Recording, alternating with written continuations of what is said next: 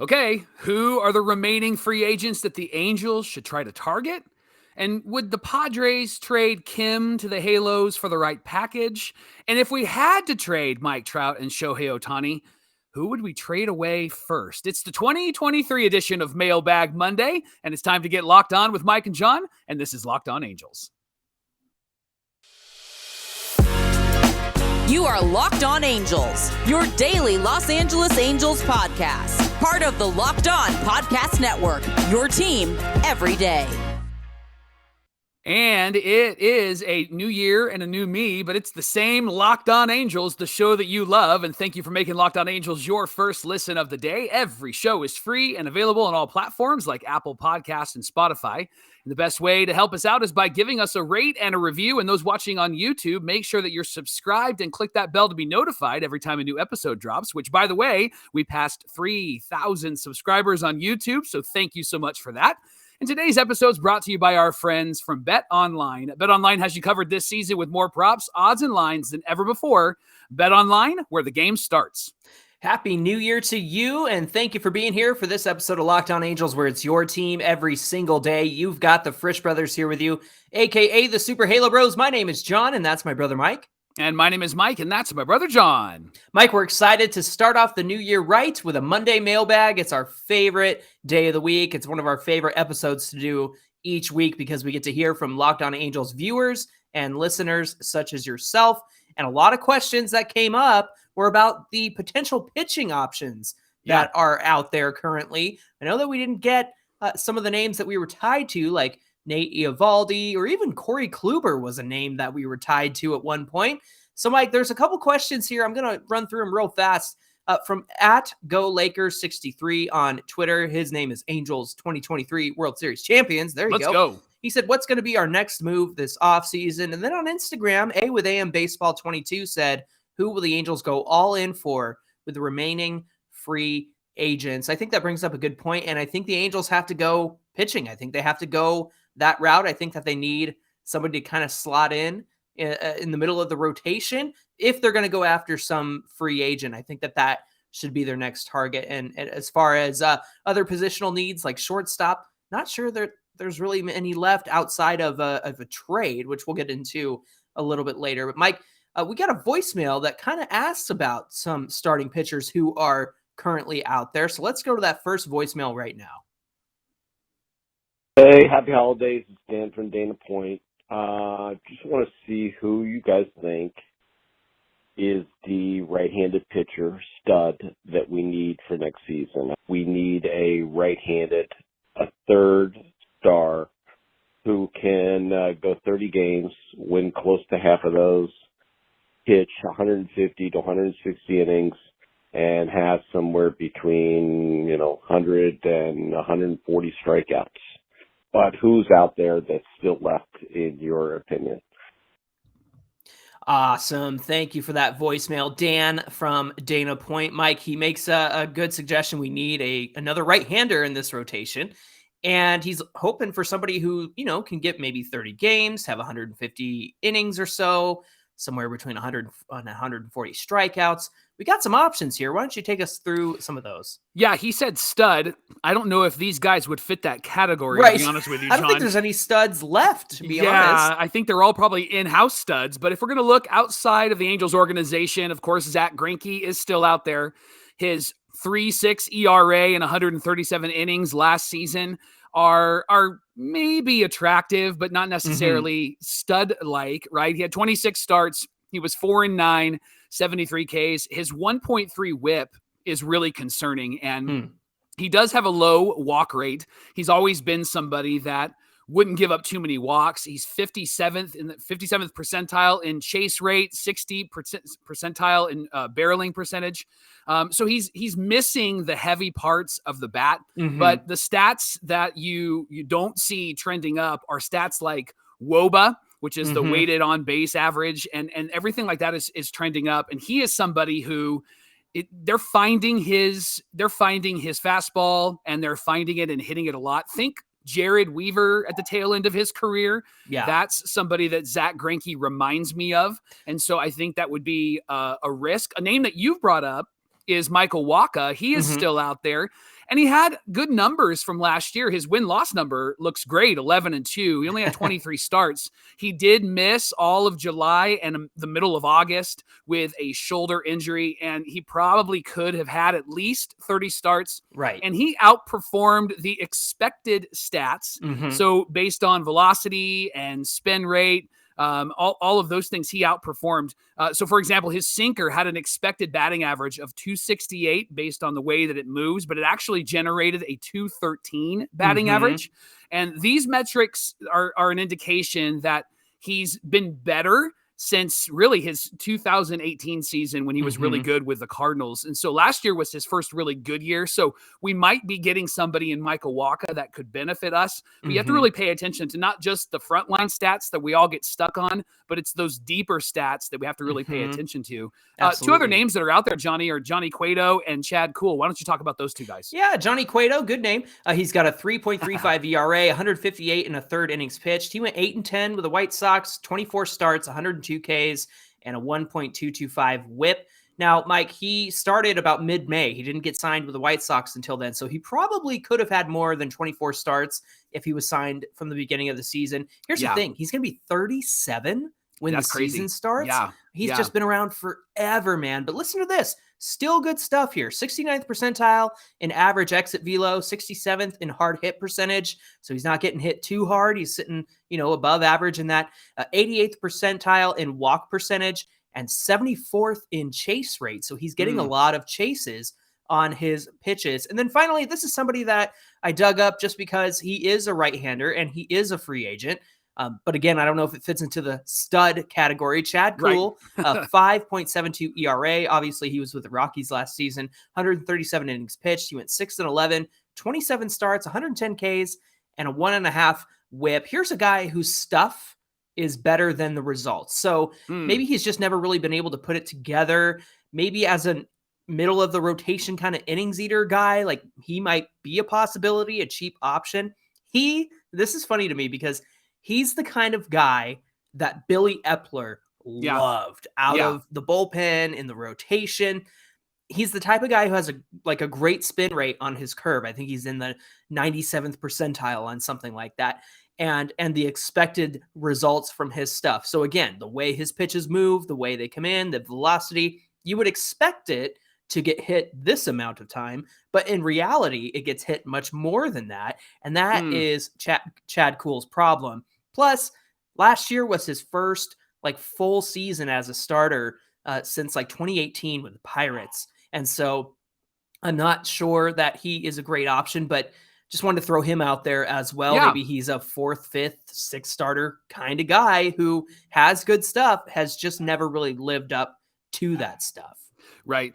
Speaking of names that are out there, John, one of the names that was brought up on social media via Twitter at Halo Homie said, considering Chris Sale is healthy, what would a trade look like with the Halos? I know it's a risk, but do you guys like the idea of having Sale on the team?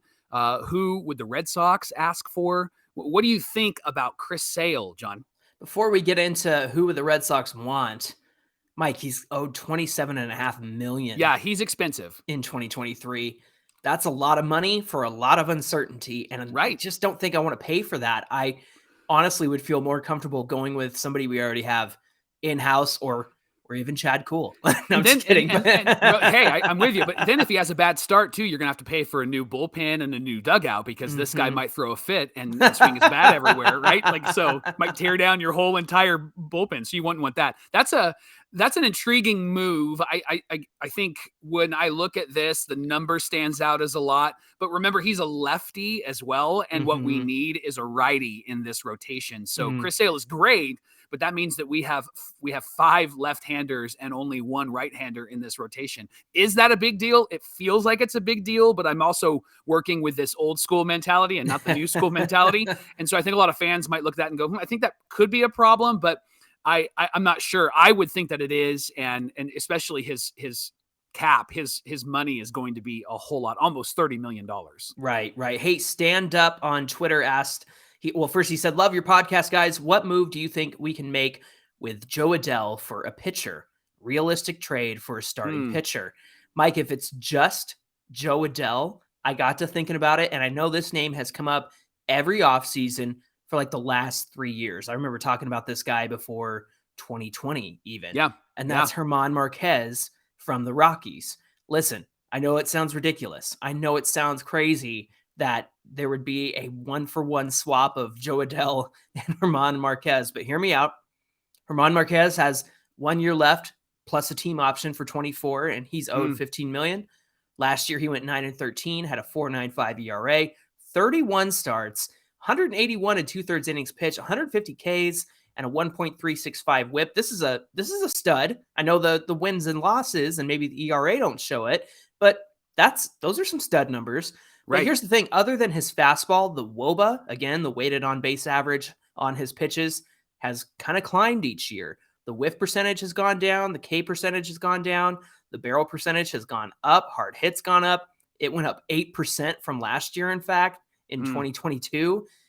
But he's very durable, and he threw 180 innings pitched the last 2 seasons. And I think about Joe Adell, and he's controllable through 2027. He's young. He's got years. Maybe he can hit at Coors Field. And the final thing is they need outfielders. So if I'm just going by the parameters of Stan's question of Joe Adell for a starting pitcher straight up, why not German Marquez? Why not give the future of Joe Adell to the Rockies for a year or two of German Marquez? I would do that. What do you think? Yeah, there's something about those Rocky pitchers that are intriguing because can they put up the big numbers outside of Coors Field? Because you look at the numbers that you just went through, and a lot of that is going to be impacted by Coors Field, which, by the way, a writer said that Todd Helton wasn't a Hall of Famer because his numbers should have been better because he played at Coors Field. Come on. And so anyway, I just think that there's a good name there. Colorado seems to always have some good young pitchers that are intriguing. And if we could do a 1-for-1 swap, I think we make that move. Even though I love Joe Adell, I think we make that move because that brings a really solid arm into our rotation.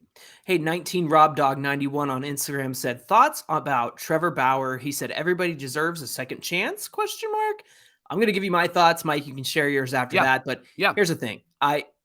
If you think about the most toxic, annoying, frustrating coworker you've ever had times 10, that's Trevor Bauer.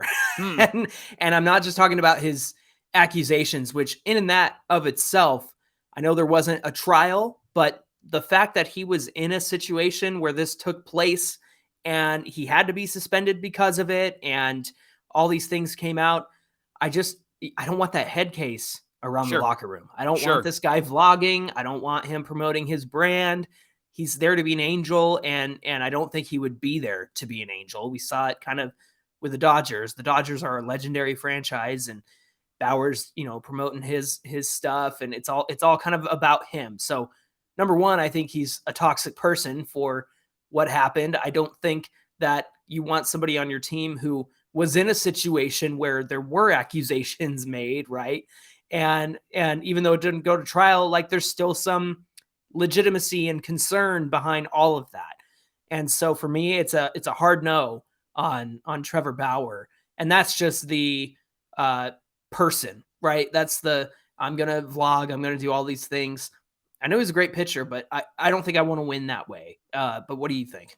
Yeah, I think what you have with Trevor Bauer is a lot of question marks. Is he going to be able to pitch the way that he normally can pitch? He's been out for a year and a half. That's the first question mark. The second question mark is he going to be the guy that he was with the Dodgers and with the Reds when he won the Cy Young? That's another question mark. The third question mark, you brought it up, by the way. Right? And you brought it up. He has a bit of a character issue. And you brought up the off the field stuff, the on the field stuff. He chucked that ball over center field in Cleveland. Come on. Here's the thing with the team that Perry is putting together. It looks like a bunch of really good dudes, right? Yes. We don't know their personal lives like we think we do, but you have two great guys in Trout and Ohtani who are humble and they love the game and they love the fans. The question that you have to answer, and if you're Perry Minasian, you have to answer this question. can we bring Dennis Rodman on this team and our Mike Trout and Shohei Ohtani, Scottie Pippen and Michael Jordan? Wow, that's right. What a comparison. And so I mean, even like, let's give a more of a today comparison. Draymond's not a crazy guy like this guy is, but Draymond Green on the Warriors, can he be somebody that can coexist with a Steph Curry and a Trace Thompson, right? And so not Trace Thompson, Klay Thompson. Trace plays for he plays They're brothers. But the reality here is that you're bringing somebody in who is going to be bigger than your team, and you already know that heading into this season. Johnny, I'm a big believer in redemption. Obviously, it's what I do for a living, but I also think that you have to be wise about who you put around your team and what kind of vision you're creating for your organization. I believe that in 3 months, this is going to be a non-issue, and whatever team gets Trevor Bauer is going to appreciate the fact that they got Trevor Bauer. And he may be on his best behavior, and he may be very, very cheap. And so that's why I think there's a lot of questions about him. I would still lean in the direction of no, just simply because I think you're gaining somebody that's a mess. However, I think that this is the way the world works. In a month or 2, 3, once he's signed, then there isn't going to be a discussion about him. And if he can be on his best behavior, I think you put in some clauses in his contract, all of those things. I think that actually could benefit any team that he's on. And I think it would benefit the Angels a whole lot.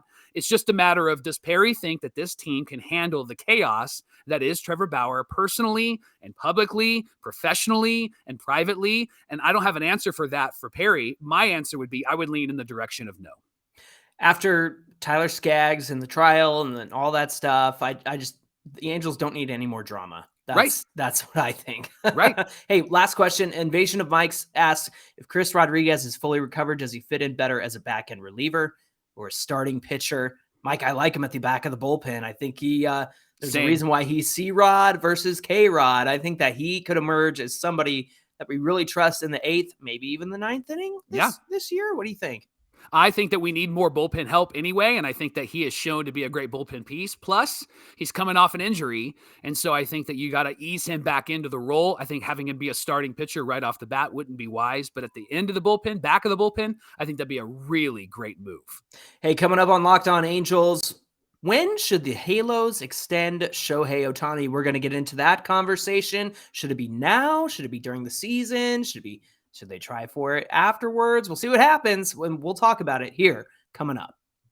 Locked On Angels is brought to you by BetOnline. BetOnline.net is your number one source for sports betting info, stats, news, and analysis. You can get the latest odds and trends for every professional and amateur league out there, from pro football to the college bowl season to basketball. They've got you covered at BetOnline.net. And if you love sports podcasts, they've got you covered there as well. They're always the fastest and easiest way to get your betting info. So head to their website today or use your mobile device to learn more. BetOnline is where the game starts. We want to thank you for making Locked On Angels your first listen today. And for your second listen, you got to check out Locked On MLB Prospects with host Lindsey Crosby. He is a prospect encyclopedia. He's going deep on the MLB stars of tomorrow. It's about time we had him on the show once more. We had him earlier in the season, and he enlightened us about the Halos minor league organization. So check out that episode for sure. But we would love to have him on again soon. But in the meantime, go and check out Locked On MLB Prospects. It's available on this app and wherever you get your podcasts. We got a lot of questions for Mailbag Monday, and we got a lot of voicemails. One of the voicemails had to do with Anthony Rendon. A lot of questions about him. So, Johnny, play that voicemail.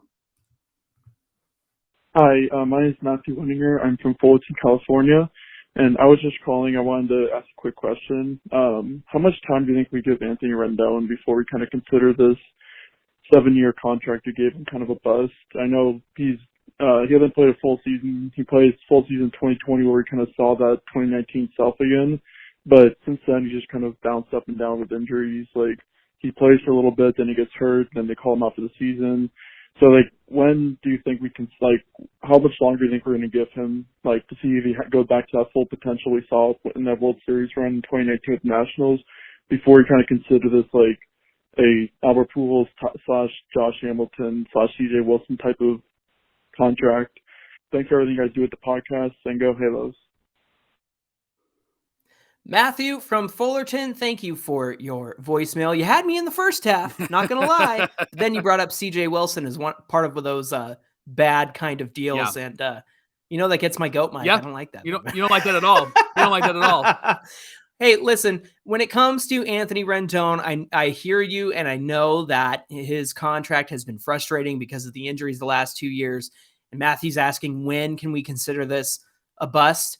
I think this is make or break, Mike. I do too. I think this year in 2023 is make or break because this is the halfway point. This is year number 4 for Anthony Rendon of a 7-year contract. And if this year doesn't go well, I don't expect the rest of it to go well. So I think after 2023, we can consider this either a great deal or a bust. And if he's out for an extended period of time again and missing almost all of the season, then I think it's a bust. And that's a shame because I like Anthony Rendon.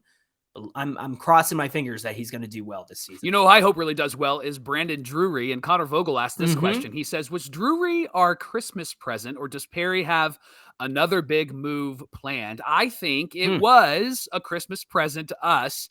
And I also think that Perry has one more move up his sleeve, and it'll probably be one of those moves that we don't expect, like a Hunter Renfroe trade. But I could see Perry making one of those sly type of moves, bringing somebody in, and we'll go, oh, what a great move. I think that actually really fits our team well. So I would say before spring training starts, before pitchers and catchers report, we could see Perry on maybe one or two other guys, or maybe making a trade before everybody actually shows up to Arizona. Definitely. Hey, Ken Japan 24 on Twitter, listening from Japan, by the way. He's a fan in Japan. Hey. He said, is there any chance the Angels get Ha-Seong Kim or Grisham from the Padres? The Padres are going to want league-ready arms, and I don't think the Angels have anybody except for like Chase Silseth, who is somebody who can jump right to the rotation right now. And I love Ha-Seong Kim. I think that perhaps earlier in the season, maybe the Angels could have pulled that off. I should say the offseason, especially now that they have Xander Bogaerts in San Diego, like they're getting ready to move him. He's an above average hitter at the plate. He's an elite defender, but it's the cost of the trade that concerns me. I also don't think that we match up very well with the Padres in that regard, because again, they want a starter who's ready. I think you're talking Patrick Sandoval, you're talking Reed Detmers, and we're holding on to those guys. As far as Trent, I would much rather try Moniak or Adele than Trent Grisham as a backup to Mike Trout in center field. One of the questions that was brought to us from James Barton on Instagram was about Druxton Profar, and he's a guy who played shortstop a few years ago, and he has been in the outfield in the last few years. He last year had a pretty good year, really great bat, had over a 3 WAR last season. He's only going to be 30 years old, and the idea that James brought is that we would sign him for maybe 2 or 3 years, and then Zach Neto would be ready to go. He's been a name that I've seen. I just don't know if you want to take somebody who's played the outfield for the last couple of years and put him back in the infield. That would be a stretch, especially with a reliance upon defense that this pitching staff really, really needs with the ground balls and all of those things. We saw last year how beneficial it was to have Squid at short on the defensive side when you had Sandoval and Detmers on the mound. And so I love the out-of-the-box thinking, James. I just don't think that it would be a really good move to take somebody who hasn't played short in a while and then slot him back in. I'd rather see Urshela or Drury learn how to do that, because they're going to be in the infield and they're going to be playing with this team for the next year or two. Yeah, the last time he played short was in 2018 with the Rangers. He had a .940 fielding percentage and a career average fielding percentage shortstop at .953. He got some pop last season. He had an OPS plus of 111, but I feel okay. Given our conversation about Fletcher last week, I would feel much more comfortable with David Fletcher there. Today's show is brought to you by Built Bar. If you're looking for a delicious treat, but you don't want all the fat and calories, then Built Bars and Built Puffs are for you. We just got through the holidays, and I know that my goal is to eat a little bit healthier. John's goal is to eat a little bit healthier. If you want to be like us and you want to eat healthier too, but you don't want to compromise and you don't want to have all of the fats and nonsense, you want good taste though, that's why you got to try Built Bars. They are healthy and they are delicious. Built Bars and Built Puffs are not only good for you, they taste really good too. And they're perfect for your New Year's resolutions. And what makes them so good? Well, they're covered in 100% real chocolate, and they come in great flavors like churro, peanut butter brownie, and coconut almond. I love the peanut butter, by the way. They're only 130 calories, 4 grams of sugar, 17 grams of protein.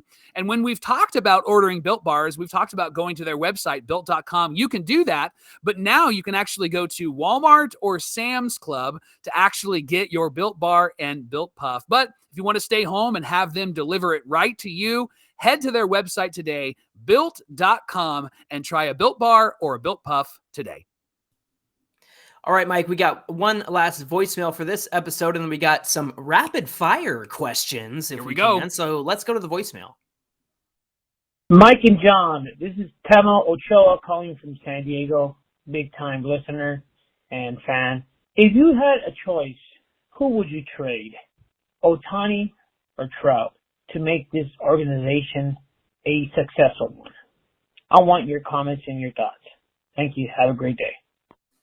Tamil from San Diego, thanks for giving us a call. I love the energy and I love the enthusiasm. Heck yeah. Mike, who would you trade, Trout or Ohtani?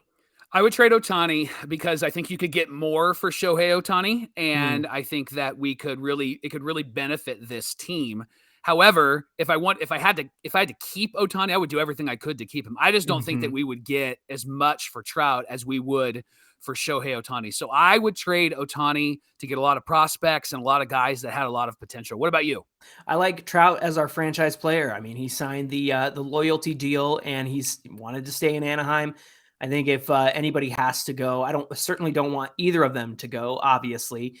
But if you trade Ohtani, I think that you'll get a number of prospects. According to history, we talked about that a few weeks ago of how many potential bodies Ohtani could get back in a trade if the Angels decided to do that.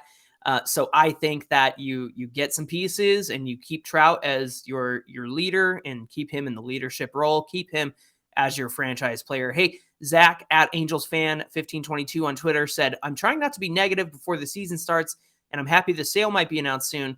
What do you think happens if the Angels are out of it? Do they have a fire sale or do they try to patch the holes? This division is the best in the American League. What do you think, Mike? I think that they have to do what the Phillies did last year. The Phillies went for it. And I think you got to go for it, especially with Mike Trout on the team and especially with Shohei in his last season. I think you got to do what is necessary in order for this team to be successful. John Martin from Twitter asked this question. What are the odds we trade Ohtani by the deadline? You know what? I think that you're right. I think that the Angels use the remaining 2.5 months after the deadline to go for it. And I don't think that there is any out of it this season. I think you got to go all in, put all your chips in. I also think that that extra 2.5 months gives you the opportunity and the new ownership to work on an extension with Ohtani because he's technically under contract with you. You don't want to give anybody else the opportunity to work something out with him before free agency. And so if the trade deadline goes by, we don't trade Ohtani. I think we push hard and we go for it. Even if they have a sub 500 record, you got to go all in. You got to put all those chips in and you got to do what it takes to win. So I think the odds of trading Ohtani, I think honestly are pretty low. I know it sounds crazy and I know people are going to get mad because they want a return on him, but new ownership has got to utilize that 2.5 months to get a deal for Ohtani done. And if it's clear that they're not going to get a deal done, then maybe that's when the trade happens. Charlie Hess, who said it's his birthday today. Happy birthday, Charlie. Hey. He said, what's your opinion? Should the Angels extend Ohtani now or after the season? What do you think, Mike? Extend him now. Do whatever you can to extend him now. Get him locked up, get him locked in, because I think that actually is going to be really beneficial for this team as the season goes on, because then they can focus on winning this year. However, there is a caveat, and you and I were wrestling fans, and I think of Eric Bischoff when he says controversy creates cash.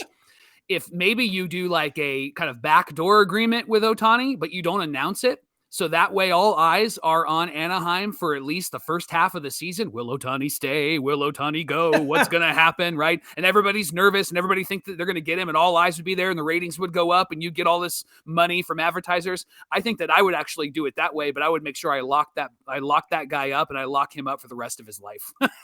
You're just thinking about the show. You just want people to come watch and view and listen to Locked On Angels. That's all. Of course I do. Hey, the Anaheim native on Twitter said, surprise all-star season from an Angel this season. Honestly, I know we talked about him earlier, but I'm going Rendon. I think that if he's healthy, I think he's going to be up there about 275 by the all-star break. I think that he gets in. I think that he'll be selected as an all-star. Who do you think? Hunter Renfroe. Watch for Hunter Renfroe to have a really good year this year because he's going to be surrounded by a lot of great stars, a lot of great players, and I could see him being somebody that gets selected for the All-Star game. David Service on Instagram said, what are your predictions for the 2023 season? And on a similar note, Jay Berga 84 said, over-under on 2023 wins with the current roster, 87. What do you think, Mike? I'm going to go over. I think that they're going to be either in the high 80s to low 90s, and they were on that pace last year before everything fell apart. And you sent out a tweet, which I thought was brilliant, on the Super Halo Brothers page, where you said, hey, we went 27-17 with guys like Tyler Wade and with guys like Matt Duffy. Yeah, you can't Duffy even remember them Suzuki. because they don't matter.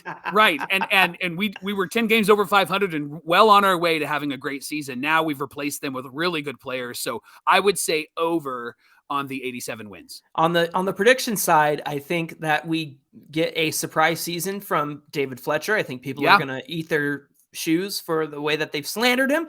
But I also think that I'm going to predict a strong start like last year, just like you mentioned, and a healthy Rendon this season. That's all I want for Christmas. I know it's already passed. Brandon Harris 17 said, does a healthy Mike Trout finally get his first Gold Glove this year? Honestly, I don't think he's going to get that Gold Glove in center field. Still a tremendous player. The arm's not as good as it used to be. He's running better routes these days, but I think that at this point there are better defensive center fielders. His best center field days are behind him. He's still going to dazzle us with over-the-wall catches and things like that.